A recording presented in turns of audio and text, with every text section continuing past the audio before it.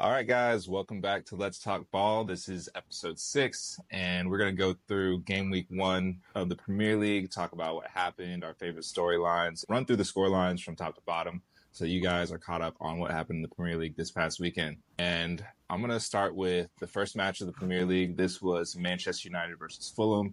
That match ended Manchester United 1, Fulham 0. I thought this was a good start of the season for United. We started the game slow. I would say Fulham kind of had the better of the first 20 minutes of the match. But we grew into the game and kind of started to find a rhythm. Our press started to work a little bit better. Leno and Bassey specifically in Fulham's back line are not the best with their feet, so this might have been a little bit of a fluke as far as our out of possession work, but I thought our out of possession structure looked a lot better compared to last season, where we were just kind of getting carved through. A lot of people remember the game that we played against Wolves, where it seemed like there were just acres and acres of space in our midfield. We were getting countered attacked. We gave up probably like 20 shots that game. And this game didn't feel like that. We won the game on XG. I believe it was about 2.5 to 0.5. We had 5 shots on target compared to their 2, 4 big chances compared to their 0. So I was a lot more convinced of this performance. But I will say there's still a lot of work. Mason Mount definitely helped paper over the cracks of some of our issues in our press. And the guy was everywhere. He isn't that competent on the ball right now, but without the ball, I'd argue he's one of the best players in the league. I looked at some stats, and he had 23 pressures when it came to pressing without the ball, and that was the most in the league across every single player for this past weekend. Another one of my favorite storylines from the match was how good Harry Maguire was. He's been someone that's been kind of made fun of, made into a meme. A lot of people like to call him trash, but I think he did a good job showing himself as a capable and good defender. I'm pretty confident as a United fan going into our season with Sandro Martinez, Matthijs de Ligt, Lenny Yoro, and Harry Maguire as our first 4 center backs. And yeah, I will say the one funny moment from the match for Maguire was he did get booked for simulation, which is something that I did not have on my bingo card. That was kind of funny to see, but he made up for it with his performance afterwards. So overall, I was, like I said, happy with the game. I saw some progress. We still definitely aren't perfect. Didn't dominate the game as much as I'd like to, but can't complain. And we got to see our new signings. Matthijs de Ligt came on as a sub late in the game. Joshua Zirkzee came on and took a little bit of time to grow into the game, but eventually scored the game winner. And then I also want to give a big shout out to Mazraoui, who played. He's been in training with us for, I think, less than a week. Came in, started at right back, and in my opinion, was one of our best players. Barely gave the ball away, if gave the ball away at all. He looked pretty in sync for a player that had just joined the team. So overall, I'm pretty happy with that. I'll give the performance maybe like a 7 out of 10. But Brighton next week will be a big test for us. They looked pretty good against Everton, so that'll be a way to say if United was actually good or if Fulham was just that poor. Do you have any thoughts from the game? I agree basically with everything you said. I think you hit it kind of spot on. Fulham did look pretty good early on. I thought Smith Rowe was getting on the ball a little bit, or he was getting like 1 or 2 really good touches, and his touches were looking pretty class. But after like 15 minutes or so, United grew into the game, and I thought controlled the game for the large stretches until like the 75th minute. It looked like Fulham started to come into the game again. And then you guys brought on Zirkzee and scored that late winner. But I was impressed with United. My biggest gripe with them or concern with them last year was just like the back and forth and lack of stability in midfield. And I thought you guys just looked a lot more settled and a lot more controlled. And so that's what I wanted to see from United in terms of improvement. And it looks like you guys are doing that this year. And it looks like you guys are pretty set on doing that. So, yeah, I thought you guys looked better to start the season, and I would be happy if I was a United fan. I mean, I would have wanted Bruno to have scored those 2 chances, and it would have you guys should have won that game 2-0 with like Bruno's chances, or 3 including Zirkzee. But yeah, I thought you guys looked pretty solid. It'll be interesting to see if Bruno keeps playing as the false 9 or if that's just something that's going to you guys are doing a holdover until Hoyland gets fit and until Xerxes gets his match fitness up. Yeah, that's a great point.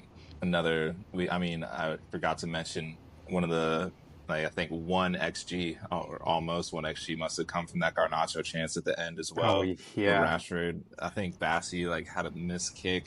Rashford and him are 2-on-1 with the keeper. Mm-hmm. Rashford squares in Garnacho.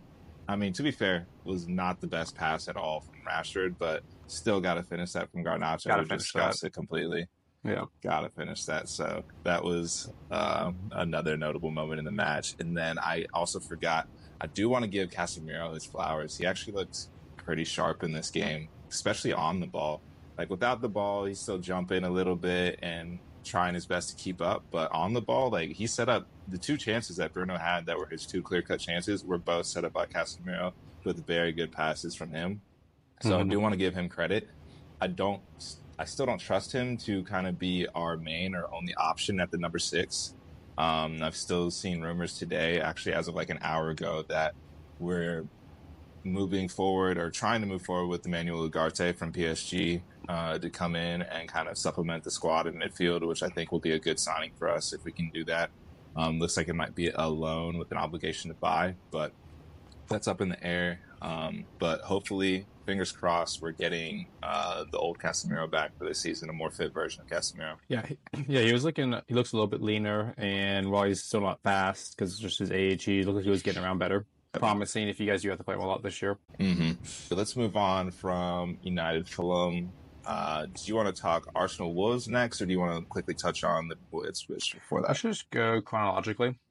I think that's the best way to Okay. do it. Okay. Well, then I will touch on Liverpool Ipswich real quick. Not too much from this game. It was the early game on Saturday, and I thought it was very interesting. Liverpool came out and they didn't look very strong in the first half against Ipswich. Ipswich is actually finding, I think, a good bit of joy against them. And Arne Slot at halftime yanked Kwanzaa off the field, and after that, they looked like they were much more in control. And so I think that was a good managerial move from him. But I thought it was very interesting that he publicly came out and was like, the reason that we weren't doing well is because we were losing too many duels as a team, and quoted that his reason for taking Kwanzaa off the field was tactical, and it was because he felt Konate was going to help them win more duels, and Kwanzaa was not winning his. He specifically quoted playing the opposition were playing long balls and kind of attacking the center backs and specifically targeting Kwanzaa, I think, thinking that they were going to be able to either win the first contact with Kwanzaa or win the second ball after targeting him. And I think he got it spot on, because in the second half, Kwanzaa comes off, Konate comes on, and Liverpool looked dominant again. Ipswich had their chances here and there, but for the most part, Liverpool was comfortable. They put in two pretty well-worked goals. Trent had a beautiful ball to Mo Salah that set up his assist for Jota.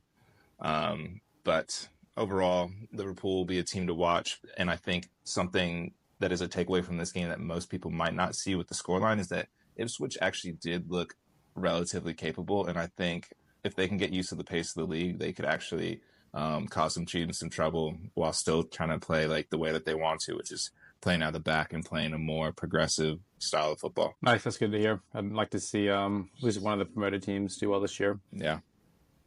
But that's all in that game, and we can jump over to Arsenal Wolves. Cool. Arsenal won 2-0 on Saturday at the 10 a.m. slot. I thought it was a pretty comfortable Arsenal win.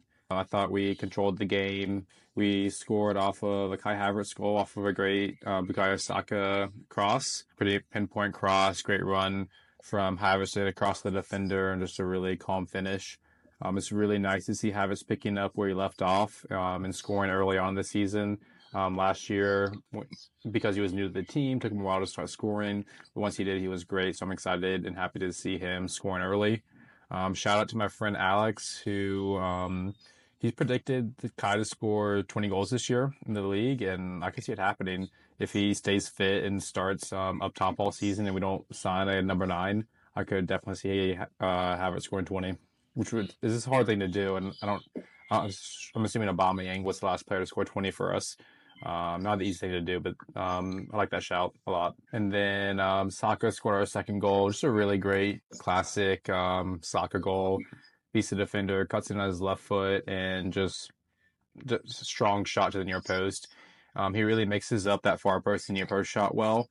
So he keeps the defender and the goalkeeper guessing, and he's just got that down, and he's almost unstoppable when he gets you one on one like that. If you don't get the block in. But Yeah. yeah, Saka was phenomenal. He was the player of the match for me, goal and assist. And even though he came in late from preseason, he only played like 60 minutes, maybe 60 and 90, or maybe like 90 minutes total in preseason. He just came in and dominated, and yeah, Saka's great. Other than that, I thought Rice was lacking some fitness. He got subbed pretty early, which is a little rare for him, and looked to be moving a little slowly around the pitch. But I'm not concerned. I think he's just get up to match like full match fitness. And then really liked what I saw from Timber coming on. I thought he looked really dynamic and really aggressive going forward. He had one really nice dribble where he got to the end line and just didn't quite get the pass off. But I'm really excited to see what's coming from him, and because he looked also really good in preseason. Any thoughts Yeah. on the Arsenal match, Tochi?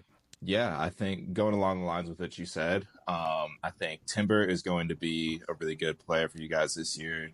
He's a really technical player, and I touched on this in our EPL preview last episode, but I think he's someone that's going to impress a lot of people that aren't familiar with his game, and he's someone that could really challenge Ben White in that right back. I think the thing is he could challenge across that whole back line, really. Like, he's someone that's proven that he's able to play center back, maybe not physical enough for that in the Premier League, but he can in a pinch. I think he can play right back. I think he can play left back. He's someone that is just technically excels, that he could play anywhere on the pitch and make an impact.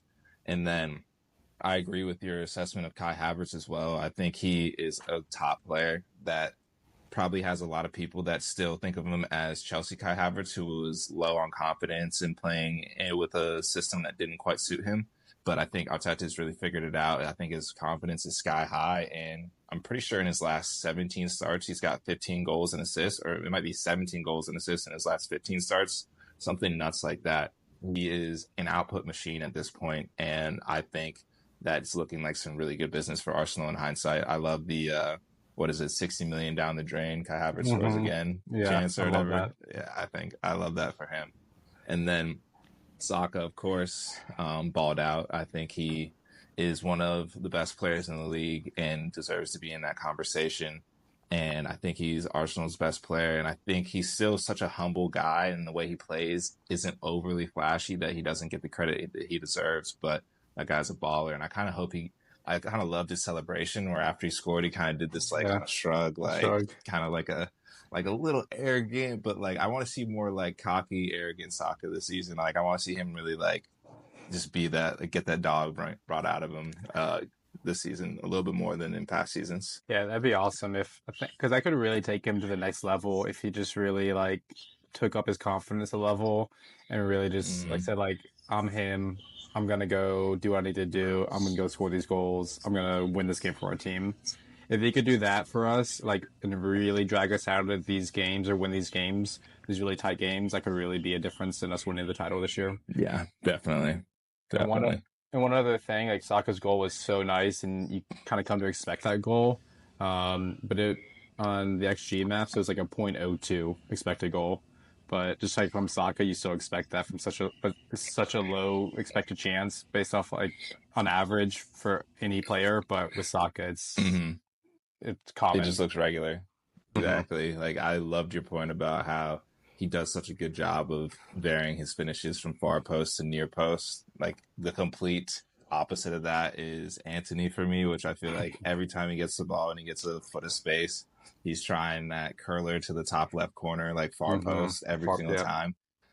And so I love watching Saka where he's got the finesse, he's got the power, he's got low, he's got high, he's got near post, he's got far post. He's just showing that he can do it all, it seems. Yep. And I think it really has brought like more power to his shot within the past couple of years. And last year we Mm. saw him bring in that right foot near post shot as well. So like the quick on your left foot, take it down the end line and smash you with your right foot into the roof of the near post is another really nice thing to have, as on top of having his left foot for near and far post. Oh, yeah, that two-way threat goes a long way. But I think that's enough on Arsenal if Right. you want to move on. Yeah, I will move on to next game was Everton Brighton. That game ended 3-0 in favor of Brighton. Everton ended up getting a red card in this game, but it looked like Brighton were the better team, regardless from the beginning. Everton was missing Jared Branthwaite. I think they got a little bit to work on, and they could be in trouble if they don't figure things out. But it's just the beginning of the season. I don't want to overreact. Brighton, I thought it was cool to see them play so well under their new 31-year-old manager. I don't even remember the guy's name right now, but I think they'll be a fun team to watch. So they look like they had some really good squad dynamics going. Matoma is kind of a forgotten player, especially FPL wise. He's a 6.5 midfielder that is an output machine when he's playing his best. So that's going to be a player to watch. And then Minta, one of their new signings, also looked really good in this game. He came on for... Oh, no, he played the beginning of the game. I think he got injured, and then Adingra came on, and both of them ended up getting assists still in this game, which is interesting. So it looks like Brighton's attack is going to be firing regardless of who's playing, which is very Brighton of them. Yep, and shout out Danny Welbeck, scoring a goal, still leading the line. I love that man. I just really respect him for his career and how much effort he puts in to hold down a starting spot in the Premier League still at whatever age he is, because he's definitely getting up there in age. Yep, I agree. Him and James Milner also started the game for Brighton, which is crazy. Yeah. I was thinking about it, and like their manager's 31, telling like 33 and 38-year-old James Milner like where to be, how to position themselves, and stuff like that. It's got to be an interesting dynamic. Yeah, that's crazy. Shout out both of them. Yeah. Let's see. Next game we got is Newcastle versus Southampton. Did you get to catch any of this game? I watched the highlights. The red card really took a damper on the game. FPL-wise, a lot of people were tuned in because almost everyone owns Isak. He's really nicely priced. So a lot of just the early red card hurt the game as a whole, just really limited Newcastle's chances, which was unfortunate. But they still got a nice goal from Joelinton off of Isak assist. Southampton messed up bad. McCarthy tried to play out of the back and just left the pass really short. Isak won the ball, went right to Isak, played just a square pass to Joelinton, who took a nice first touch and then finished calmly. And then from there, it seemed like Newcastle were just kind of sitting in. Southampton had some good chances, or a few chances. They looked rather decent, given from a promoted team, but that was against man down Newcastle. So I don't have too many takeaways from the game given the red card. But I will say Brereton Diaz got away with one. Don't think that should have been a red card for Fabian Schär. And Diaz should have gotten, I think he might have gotten a yellow, but he instigated it. He deserved to get a yellow for that first foul and for like retaliation. I mean, he did the same exact thing that Schär did. He just fell down instead of Schär falling down. It was ridiculous. Yeah, I agree with that assessment. I think the one interesting thing that I'll point out from this game, which is more hearsay because I didn't get to see a lot of this game, but I've seen a sentiment online on football Twitter that Newcastle actually didn't look that great even before the red card. So that'll be something to watch going into next week. Okay. You want to move on to the next game? Yep. We had Nottingham, Forest 1, Bournemouth 1. Did you get a chance to watch that game, Coachy? I did not watch that one. I didn't watch most of the game. I tuned in for about the first 20 minutes or so just because I was kind of interested to see what both teams look like. I've got Taiwo Awoniyi in my fantasy team, like my sleeper fantasy team, which is head-to-head fantasy, not like regular FPL. Yeah, draft league, right? Exactly, it's like a draft league. And so I tuned in. He ended up not starting anyway, so I didn't actually get to see him play. But from the game, part of the game that I watched, it seemed like both teams were pretty evenly matched, nothing too notable, in which I think is representative of the 1-1 draw that the game ended up being. Yeah, I did get some discourse that Bournemouth looked really good, even without Solanke there after losing Solanke. And Wonder Goal, another podcast I listened to, they're a big betting podcast. They're really, a couple of the guys on there are really high on Bournemouth. Some of them were like looking at Bournemouth to finish top 4, like top 6. I mean, granted, like they're looking at that because the odds are so good. So like it's unlikely to happen, but they're really high on Bournemouth, which I, coming into the season, was not going to be that high on Bournemouth. So I'm just interested to see how they do throughout the season. Yeah, I'm really interested to see how they do throughout the season as well. I mean, they've got a pretty good manager. Let me, what's his name? I'm blanking on it right now just because we're recording. Is it Areola? Yeah, Areola. Yeah. Areola. Areola. He's really good as a manager. I think he's done great things at Bournemouth, and I was a little bit surprised when they replaced Gary O'Neill a while back. But it seems like that decision is paying dividends, and they're looking really good. And I like that they're remaining good even without Solanke. But yeah, I think we can move on to the next game. Aston Villa to West Ham 1. I know we were both excited to watch this game. I watched this, but Tochi, I'll let you talk about it first. Yeah. I thought this was a good game to watch. I think Villa was probably the better team overall. It was really cool seeing Amadou Onana first couple minutes of the game come in, header, like new signing, kind of makes his mark. Probably could have been better keeping or defending on the part of West Ham, but what a way to start the match. West Ham stayed in it. They, I think it was Soucek won the pen. On the other side, Paqueta finishes, and then it ended up being 1-1 for most of the game until it was John Duran comes in and scores the winner. I think it was later in the game. I'm not sure what time, like 80 something minute. And overall, just a fun game to watch as a neutral, in my opinion. I think West Ham and Villa, they both have really fun squads, really good, really talented squads, fun players to watch, fun players to root for. I'm really excited to see how West Ham puts things together under Lopetegui and with their new signings. And I want to say, I do want to shout out Duran. I think he's a player that is really underrated right now, actually. I put out a tweet about him after the game. He's so big, strong, fast. Seems like he can strike the heck out of the ball. Like even some of his misses that I've seen, he just gets so much power on it, even with just like minimal backlift on his shot. So I think he's someone to watch. Like he could even maybe make a push for a late move. I know he was rumored to go to certain different clubs. I think even West Ham was looking at him. I heard shouts that maybe City signed him as a backup number 9, but he's a top player. And I think if he doesn't leave Villa this summer, I think he'll still make a really big impact for them this year. Nice. Yeah, I think John Duran looks really great. Morgan Rogers, I thought looked great for Villa. He started coming into preseason, and at the end of last season, we weren't really sure whether Morgan Rogers was going to be a starter.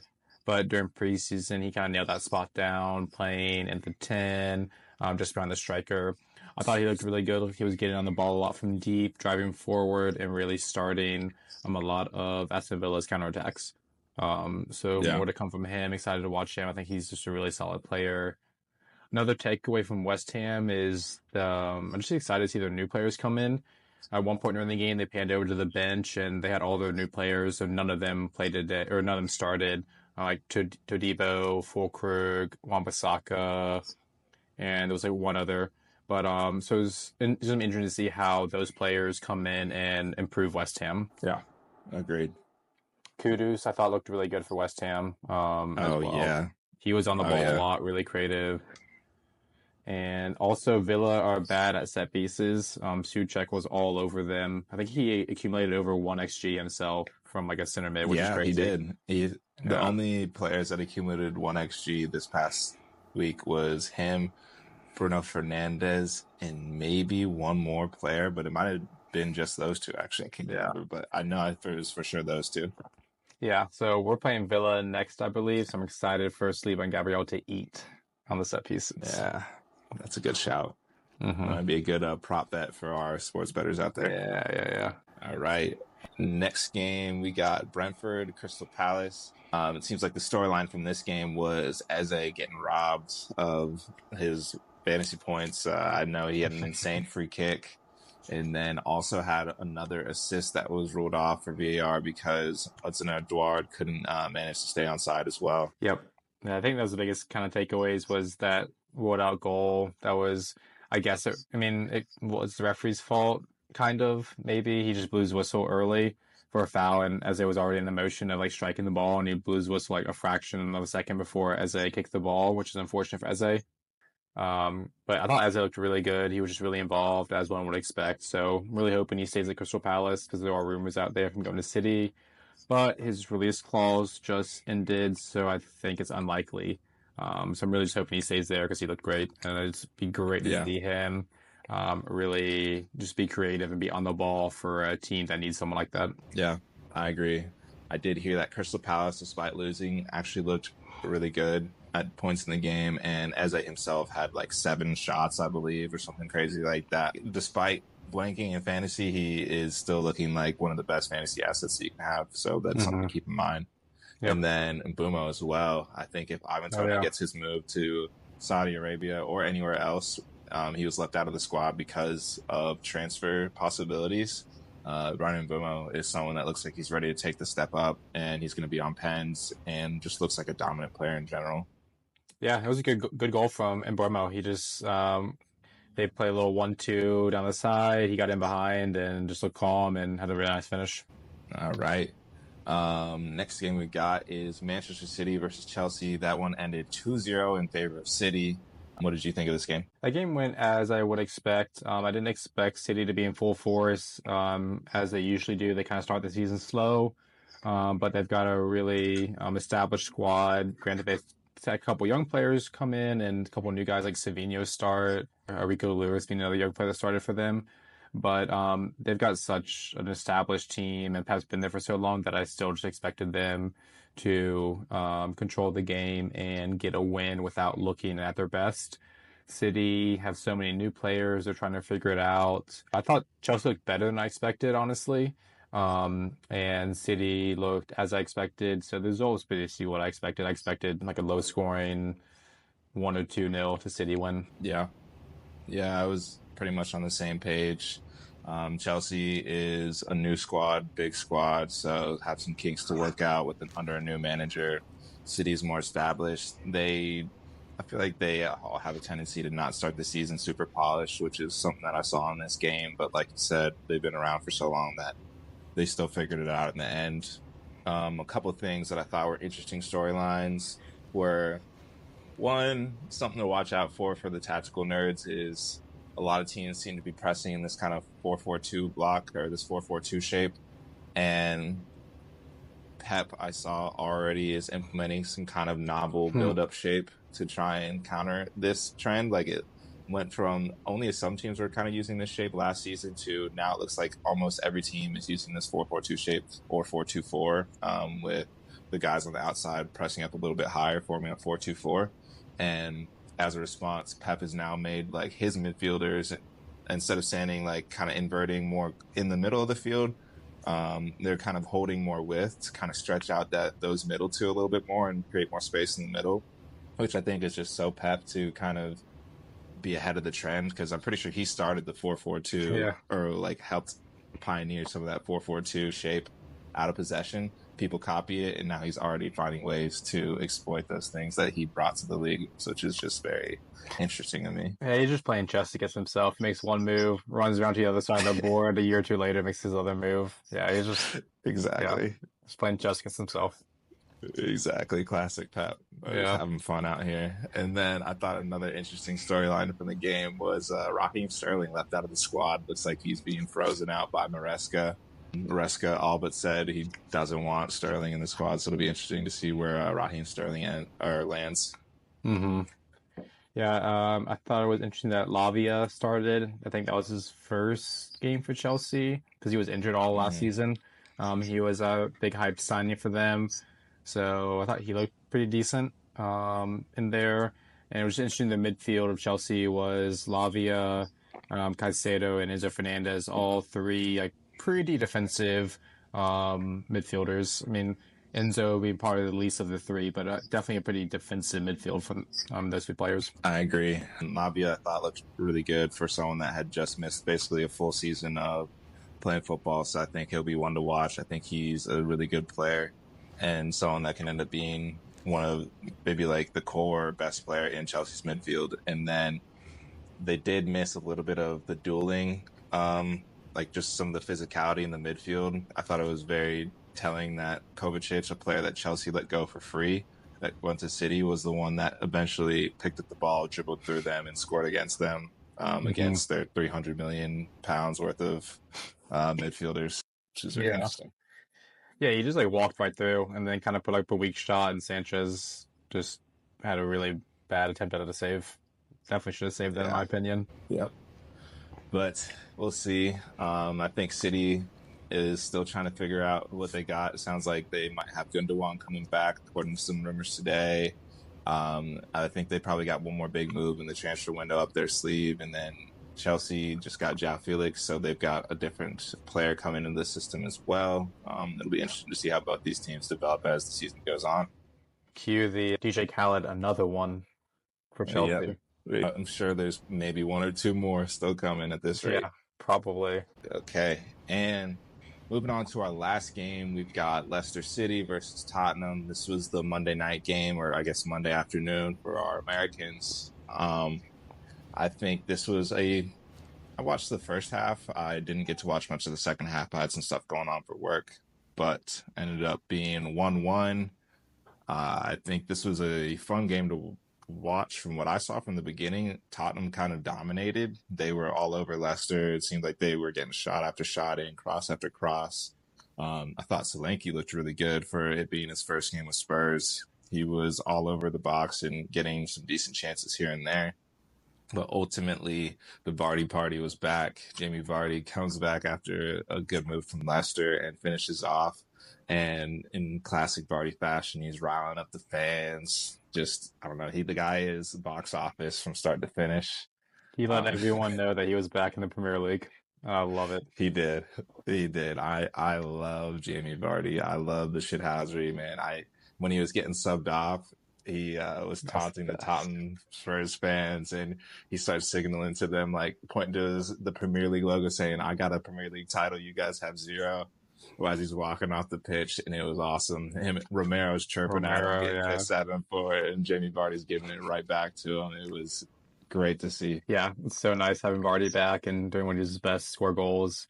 He's got 103 goals after the age of 30, which is really remarkable. 130 Premier League goals after the age of 30, which is very impressive. That is insane. That's an insane stat. Yeah. I gotcha. Well, I think that wraps up our Premier League Game Week 1 review. It's been a great week of football. I'm so glad that the Premier League is back. I've been happy all weekend watching all the games, no matter who's on. And I think it's going to be really fun to kind of move forward, watch the teams develop. I'm really excited to see some more United after our performance against Fulham. I'm sure you're excited to see some more Arsenal, and I'm excited to see the rest of the league. Yeah, it's nice to see both of our teams tied at the top and to see Tottenham and Chelsea not at the top. So, good start to the season. I live for it. Yeah. I'm here for it. Can't ask for much more. Nope. We'll take it. All right. We'll wrap that up. Thank you guys for joining us, and we will catch you next week. Yeah, thanks for listening.